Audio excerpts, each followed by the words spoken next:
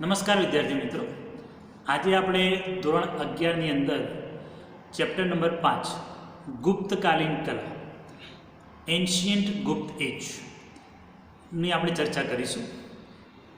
ભારતીય સંસ્કૃતિમાં ગુપ્તકાળની કલા એ સર્વાંગ સુંદર સર્જન તરીકે ઓળખાય છે. આ સમયમાં ભવ્ય ઇમારતો, સુવ્યવસ્થિત નગર અને સમાજની રચના થયેલી છે. અને આ સમયનું એક સર્વાંગ સુંદર સર્જન એટલે અજંતાની ગુફાઓ. ત્યારબાદ બાગની ગુફાઓ પણ આ જ સમયમાં થઈ છે. પણ આજે કલા અને એની સમૃદ્ધિનો જો આપણે વિચાર કરીએ તો અજંતાની ગુફાઓમાં આપણને ખૂબ સારું કલા સમૃદ્ધિ જોવા મળે છે. તો આ સમયના કયા કયા સ્કલ્પચર થયા છે, શિલ્પકામ થયું છે, ભવ્ય ઇમારતો થઈ છે, એની આપણે હવે ચર્ચા કરીશું. ગુપ્ત સમયમાં સાહિત્ય, શિલ્પ, સ્થાપત્ય અને ચિત્રકલાનું સર્જન તે વખતના કલાકારોની કોઠાસૂઝ, દીર્ઘદ્રષ્ટિ અને કલા પ્રત્યેની અભિરુચિનો એક સુંદર પરિચય આપણને જોવા મળે છે. અને આ સમય એટલે ઈસવીસન 320થી ઈસવીસન 600 સુધીનો ઇતિહાસકારોએ ગણ્યો છે. સંસ્કૃત સાહિત્યના મહાન સાહિત્યકાર જે આપણે કાલિદાસ છે અને એમને જે સર્જન કર્યા એ ભારતીય સંસ્કૃતિના પ્રતીક સમારાય છે. અને આ કાલિદાસ એ ગુપ્ત સમયમાં થઈ ગયા એવું ઇતિહાસમાં નોંધ થઈ છે. અને આ સમૃદ્ધ સમયના રાજાઓની જો આપણે વાત કરીએ તો એ સમયે ચંદ્રગુપ્ત મૌર્ય, સમુદ્રગુપ્ત અને વિક્રમાદિત્ય જેવા મહાપરાક્રમી રાજાઓ પોતાના રાજ્યનો વિસ્તાર કર્યો અને પ્રજા માટે ખૂબ સારા કાર્યો કર્યા. આ ઉપરાંત મહાન રાજા અશોક પણ આ જ સમયમાં થયા અને એમને પણ બૌદ્ધ ધર્મના ઘણા બધા સુંદર સર્જનો અને શિલ્પ સ્થાપત્યો પણ તૈયાર કરાવ્યા હતા. પ્રજા, રાજા બધા જ શાંતિપ્રિય અને શાંતિ ઈચ્છતા હતા. એટલા માટે જનતામાં સુખ, શાંતિ અને હળીમળી રહેવાની એક કોઠાસૂઝ એ સમયમાં વિકસી હતી. તેથી ગુપ્તકાળને ભારતના ઇતિહાસનો સુવર્ણ યુગ કહેવામાં આવે છે, એટલે કે ગોલ્ડન એજ. કારણ કે એ સમયમાં ભવ્ય અસ્પતાલો, પ્રજા સુખી હતી, સુરક્ષાના કેટલાક મુદ્દા એમને ધ્યાનમાં રાખી અને આખા એ નગર રચનાની એમને તૈયાર કરાવી હતી. એટલે એક લાઇનમાં કહેવું હોય તો પ્રજા સુખી હતી. જે એ સમયની જરૂરિયાતો હતી એ સરળતાથી સંતોષા હતી. અને ભારતની યાત્રાએ એ સમયમાં એક ચીની યાત્રી આવેલા, જેનું નામ છે યુ એન શાંગ. તેઓ મોટા નગરો, ભવ્ય હોસ્પિટલ અને પૂર્ણ વિકસિત નાલંદા જેવી વિશ્વવિદ્યાલયોથી ખૂબ પ્રભાવિત થયા હતા. અને આ બધું જ એ સમયના ગુપ્ત એજમાં થયું હતું. ગુપ્ત રાજાઓ કલાના ચાહક હોવાથી કલાકારોને પોતાની કલા વિકસાવવા સંપૂર્ણ સ્વતંત્રતા મળી હતી. તેથી અનેકવિધ કલાઓ પરાકાષ્ઠાએ પહોંચી હતી. આ ઉપરાંત ભારત ઉપરાંત પણ વિશ્વની અંદર ગુપ્તકાલીન અવશેષો આપણને ચોક્કસ જોવા મળે છે. અને આ બધા જ અવશેષો બૌદ્ધ ધર્મની સાથે વિકસ્યા હોય એવું આપણે લાગે છે. મધ્ય એશિયા, ઇન્ડોનેશિયા, શ્રીલંકા, ચીન, જાપાન, બાલી, જાવા, સુમાત્રા, બોર્નિયા તથા બ્રહ્મદેશો જેવા છે ત્યાં પણ ગુપ્તકાલીન અવશેષો જોવા મળે છે. ઉજ્જૈનની આસપાસ પણ ગુપ્ત કલાના અવશેષો મળ્યા છે, જેમાં ઉજ્જૈન નગરીનું લોકજીવન આલેખાયેલું જોવા મળે છે. ગુપ્ત શૈલીની ઉત્તમ સર્જનો ધર્મ સાથે જોડાયેલા છે, જેમાં બૌદ્ધ ધર્મનો પ્રભાવ વધારે જોવા મળે છે. એટલા માટે ભગવાન બુદ્ધના જીવનના પ્રસંગો આધારિત શિલ્પો આપણને અહીંયા વધારે જોવા મળે છે. આ ઉપરાંત આગળ આપણે જોયું હતું એમ કે ભાઈ બુદ્ધ મૂર્તિ, મથુરાના બુદ્ધ અને સારનાથની મૂર્તિ અહીંયા જે જોવા મળે છે શિલ્પો, એ બધામાં આ બંને મૂર્તિઓ અદ્વિતીય છે, જેમાં કલાકારે સર્જન શક્તિના પ્રાણ પૂર્યા હોય એટલી ઉત્તમ કક્ષાની આ મૂર્તિઓ આપણને જોવા મળે છે. ઇન્ડોનેશિયાના જાવામાં બોરોબુદુરનું એક મંદિરમાં આવેલી પ્રજ્ઞાપારમિતાની મૂર્તિ ગુપ્ત કલાનો સર્વશ્રેષ્ઠ નમૂનો કહેવામાં આવે છે. અને પ્રજ્ઞાપારમિતા એટલે પરમ જ્ઞાનની ચરમસીમા. તમે આ ચિત્રમાં જોઈ રહ્યા છો એ આ મૂર્તિ છે. શિલ્પકારે સળંગ એક આખા પથ્થરને સુંદર કાર્વિંગ કરીને આ મૂર્તિને કંડારવામાં આવી છે. તમે થોડા નજીકથી જોશો સપ્રમાણ માનવદેહ અને જ્યાં જ્યાં ઘરેણાં અને પથ્થરમાં કાર્વિંગની વાત આવે છે ત્યાં શિલ્પકાર સુંદર બનાવવામાં અથવા શ્રેષ્ઠ સ્કલ્પચર કરવામાં સફળ થયા છે. આ મૂર્તિ ભગવાન બુદ્ધની હોવા છતાં આત્માની અનંત શક્તિ અને ભાવ કલાકારે નારી દેહમાં રજૂ કર્યા છે. તેથી આ મૂર્તિમાં જ્ઞાનની દેવી સરસ્વતીના દર્શન થતા હોય એવું લાગે છે. વિદ્યાર્થી મિત્રો, મેં આગળ કહ્યું એમ કે ગુપ્ત સમયનું સર્વાંગ સુંદર સર્જન એટલે અજંતાની ગુફાઓ. અહીંની ગુફાઓમાં થયેલું ચિત્રાંકન કે કોતરકામ કે ભીંતચિત્રો કે શિલ્પકામ કોઈ એક જ સમયમાં થયેલું લાગતું નથી. એટલે એવું કહેવાય છે કે 700 વર્ષ સુધી અજંતાની ગુફાઓનું નિર્માણ થયું હતું. અને અહીંયા ટોટલ આવી 29 ગુફાઓ શોધી કાઢવામાં આવી છે. અને આ ગુફાઓને જે છે એ વિશ્વથી લુપ્ત થઈ ગઈ હતી સમય જતાં. ત્યારબાદ જેમ્સ ફર્ગ્યુસન નામના અંગ્રેજ અધિકારી જેમને 1819ની અંદર આ ગુફાઓની શોધ કરી હતી અને વિશ્વને આ ગુફાઓનો પરિચય કરાવ્યો હતો. બૌદ્ધ ધર્મ પ્રત્યેની અનન્ય શ્રદ્ધાથી અને અતૂટ ભક્તિભાવથી પ્રેરાઈને એ સમયના ચિત્રકારોએ મજબૂત અને વિશાળ ખડકોના પેટાળમાં માનવ સંસ્કૃતિની યશગાથા ગાતા ભવ્ય ચિરંજીવ કલા વારસો આપ્યો છે અને એ યુગની મહાનતાનો પરિચય કરાવ્યો છે. અજંતાના ગુફા મંદિરો આ ગુપ્તકાલીન કલાની પરમ સિદ્ધિ સમાન કહી શકાય. એટલું જ નહીં પણ આ ગુફા મંદિરો ભારતીય કલા સમૃદ્ધિનું ઉત્તમ આભૂષણ છે. તેથી કહી શકાય કે ગુપ્ત સામ્રાજ્યનો સમય ભારતીય કલા સમૃદ્ધિના ઇતિહાસનો સુવર્ણયુગ હતો. હવે આપણે આગળ વાત કરીએ તો કે સૌ પ્રથમ આ ગુફાઓ જેમ્સ ફર્ગ્યુસને શોધી કાઢી હતી. અને એક સળંગ પથ્થર, માનો કે આખો આ પહાડ તમે જોઈ રહ્યા છો આ ચિત્રમાં, આ પહાડને અહીં સાઈડમાંથી કોતરીને અંદર પ્રવેશદ્વાર તૈયાર કર્યું. આ બધા જ ગુફા છે અંદર જવાના. એના નજીકથી હું તમને એક એન્ટ્રન્સ બતાવું છું. પણ આખો એ શેપ છે, અહીંયા યુ આકારમાં આ રીતે ગુફા વહે છે.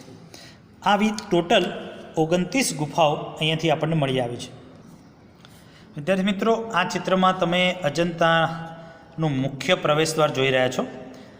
આ પથ્થરમાંથી કંડારીને જુદા જુદા અંદર જવાના રસ્તા અને હવા ઉજાસની જે વ્યવસ્થા ઊભી કરવી જોઈએ એ કરવામાં આવી છે. આ સમયમાં વીજળી નહોતી, તેમ છતાં અંધારી ગુફાની અંદર શિલ્પકામ અને ભીંતચિત્રો એ સમયના શિલ્પકારે ખૂબ સુંદર રીતે કંડાર્યા છે. અજંતાની ગુફાઓની બાજુમાં અજંતા નામનું એક નાનું ગામ આવેલું છે અને એ ગામ ઉપરથી આ ગુફાઓ અજંતાની ગુફાઓ તરીકે ઓળખાય છે.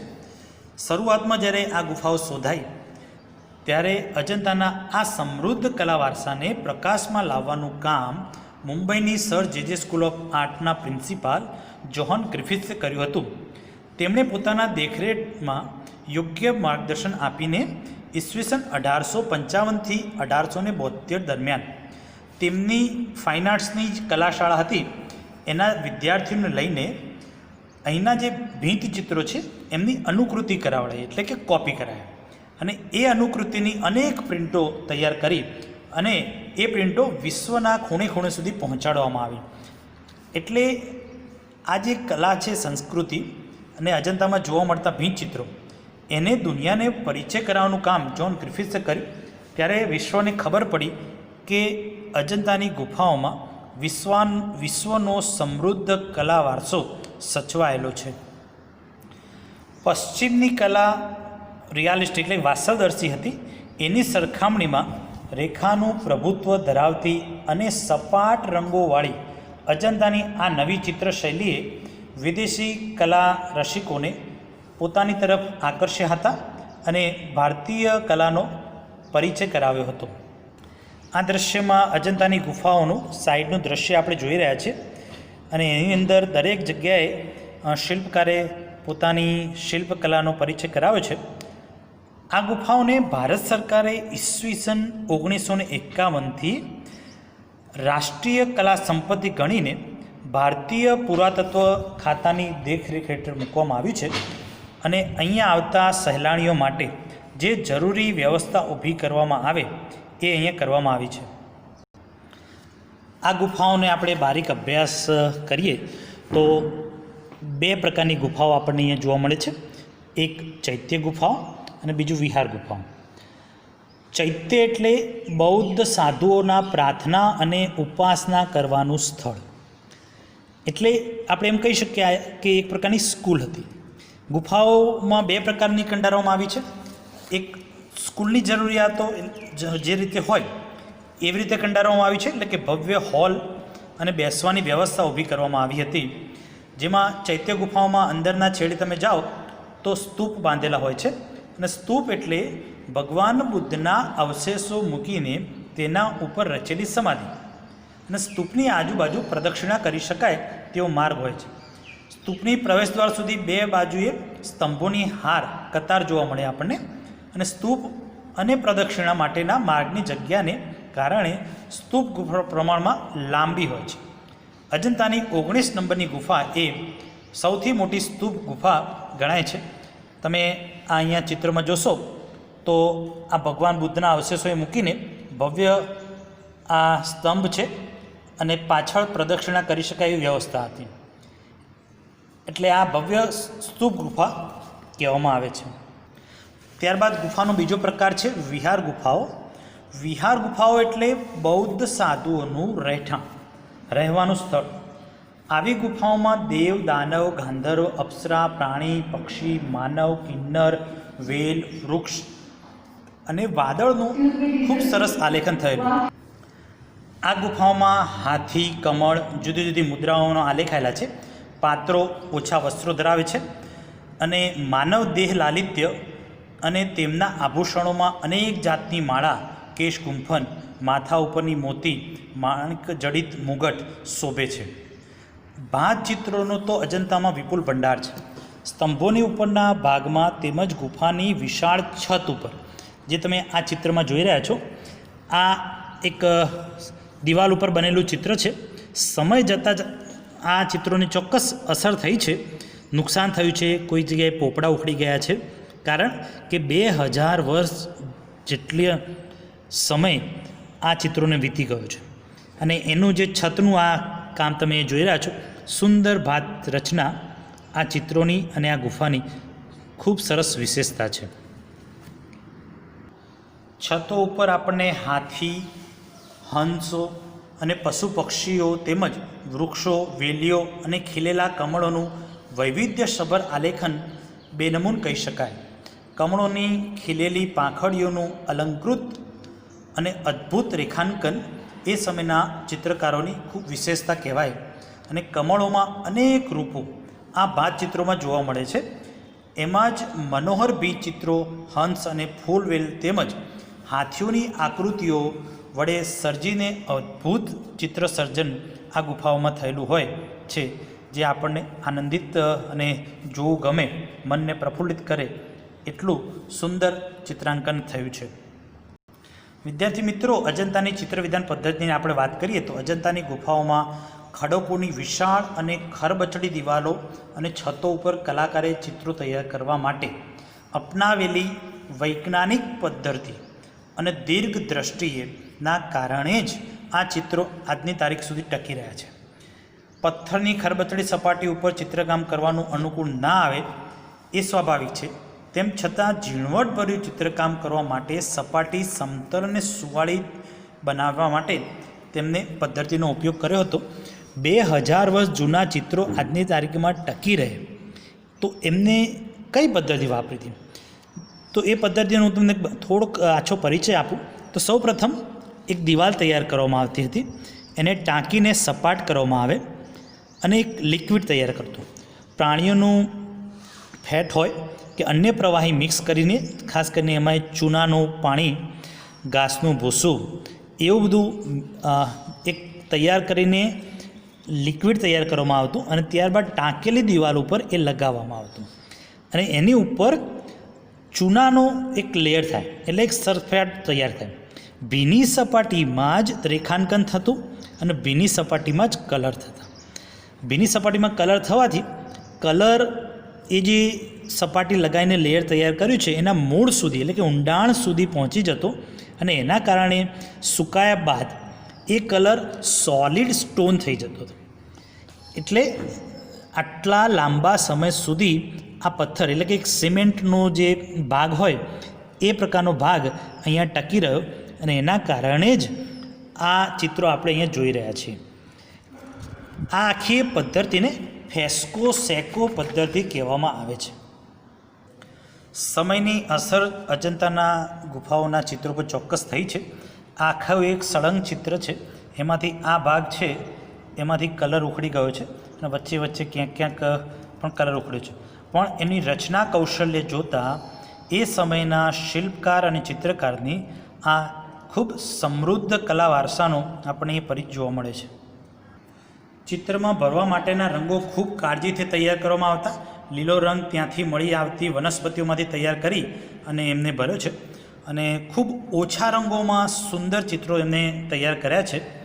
અને અજંતાના કલાકારોએ અપનાવેલી આ વિશિષ્ટ ચિત્રવિધાન પદ્ધતિના કારણે ઓછા કલર હોવા છતાં પણ રચના કૌશલ્યની દ્રષ્ટિએ ખૂબ સરસ ચિત્રો તૈયાર થયા છે. આ ચિત્ર તમે જોઈ રહ્યા છો અજંતાનું ખૂબ જ જાણીતું પદ્મ પાણીનું ચિત્ર છે. એટલે કે પદ્મ આ હાથની અંદર તમે જોઈ રહ્યા છો એની અંદર એક કમળનો ભાગ છે અને ભગવાન બુદ્ધ ત્રિભંગી શૈલીમાં ઊભા છે.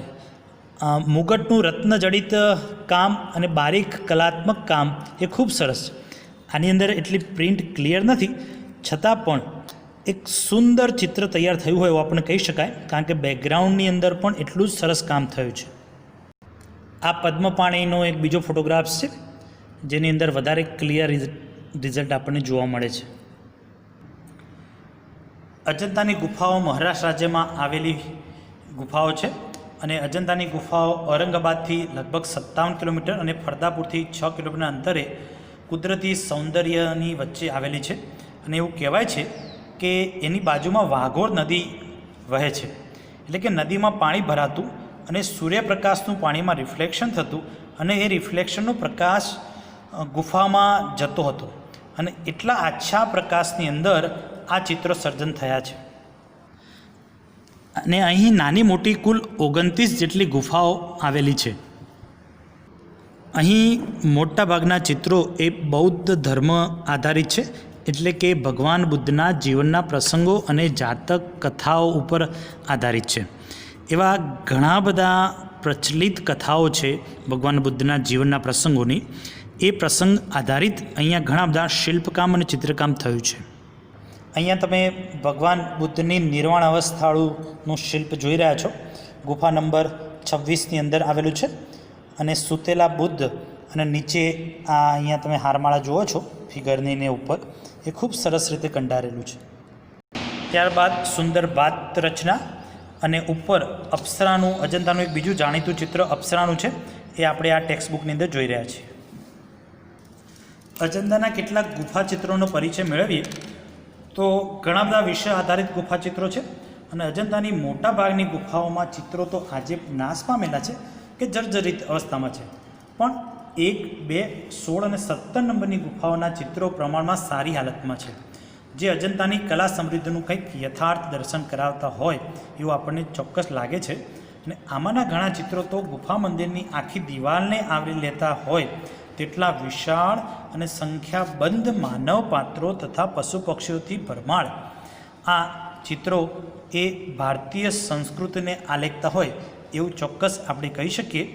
એમાં આપણે ખાસ જોયું તો માર આક્રમણ, આ માર આક્રમણનું ચિત્ર છે, જેમાં પહેલા નંબરની આ જ ગુફામાં ગર્ભ મંદિરની ઓસરી એટલે કે બાજુની દિવાલ ઉપર માર આક્રમણનું ખૂબ સરસ ચિત્ર છે.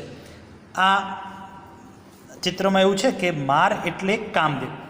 કામદેવ ભગવાન બુદ્ધને પ્રલોભન આપતા હોય અને ભગવાન બુદ્ધનું ધ્યાન ભગ્ન કરવા માટે આજુબાજુની કામિનીઓ અહીંયા દર્શાવવામાં આવી છે. તેમ છતાં ભગવાન બુદ્ધ સ્થિર, સૌમ્ય અને શાંત ભાવે બેઠા છે અને બુદ્ધના અલૌકિક અને શાંત મુખભાવનું તેમજ વિવિધ પ્રકારના અભિનવ દર્શાવતી નાનામાં નાની આકૃતિઓનું પાણીદાર રેખાંકન ચિત્રકારની પીછીની અજબ લીલાનું દર્શન કરાવતું હોય એટલું ખૂબ સુંદર રચના કૌશલ્ય ધરાવતું આ ચિત્ર છે. ત્યારબાદ મેં આગળ બતાવ્યું પદ્મપાણીનું ચિત્ર, એ ગુફા નંબર 1માં આવેલું છે. અને આગળ આપણે વાત કરી કે ભગવાન બુદ્ધ સાથે જોડાયેલી ઘણી બધી દંતકથાઓ જોડાયેલી છે. અને એવી જ એક કથા કે ભગવાન બુદ્ધ એક સમયમાં હાથી હતા અને એ દંતકથા આધારિત રેખાંકન ખૂબ સરસ, જોકે આ ચિત્ર કલરમાં છે પણ ઘણું ખરું નાશ પામ્યું હોવાથી એનું રેખાંકન અહીંયા દર્શાવવામાં આવ્યું છે. અને આખાએ ચિત્રના રેખાંકન તમે જોશો તો હાથીઓની હારમાળા ખૂબ સરસ રીતે કંડારવામાં આવી છે, જે ગુફા નંબર 10માં આવેલું છે. ત્યારબાદ અજંતાનું ખૂબ જ જાણીતું ચિત્ર એટલે કે બુદ્ધ અને યશોધરા રાહુલ, જે ગુફા નંબર 17માં છે, જે આપણે અહીંયા જોઈ રહ્યા છે.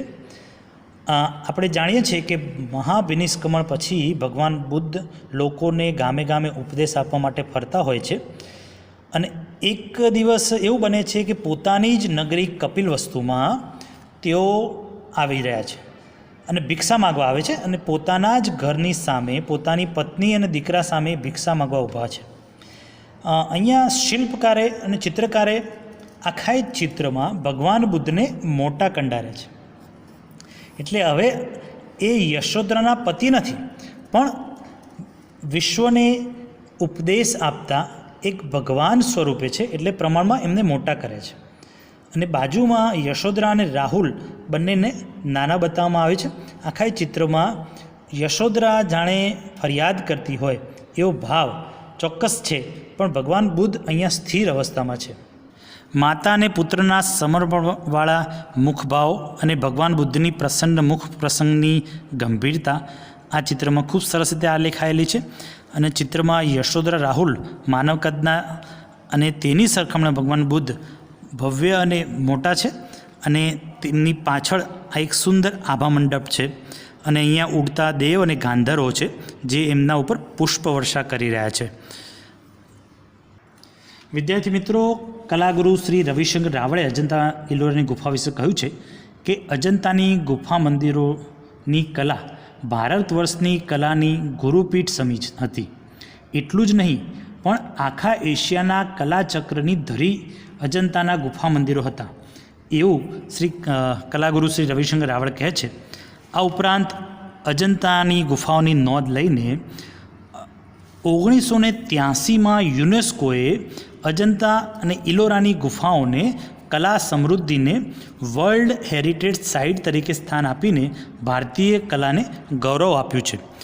આ દ્રશ્યની અંદર તમે અજંતાનું એક બીજું ચિત્ર જોઈ રહ્યા છો, પણ આ થોડી ડાર્ક પ્રિન્ટ હોવાથી કલર થોડા વધારે ઘેરા છે.